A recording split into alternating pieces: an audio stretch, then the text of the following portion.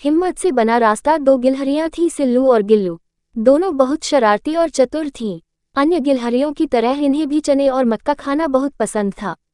उनका घर एक कुटिया के नीचे था।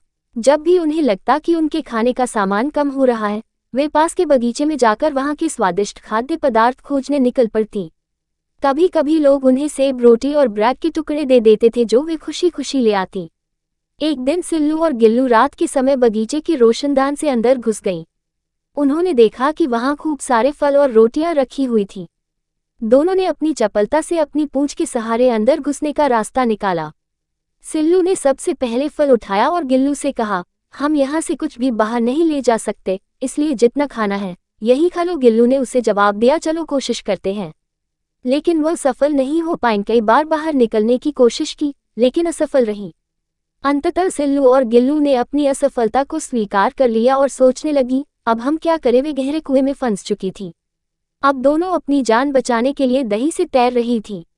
मक्खन की एक मोटी परत ने उन्हें घेर लिया था और वे बुरी तरह थक चुकी थी।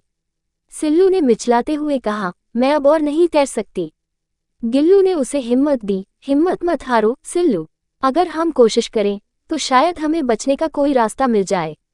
सिल्लू की हिम्मत बंधी और दोनों ने और तेजी से तैरना शुरू कर दिया।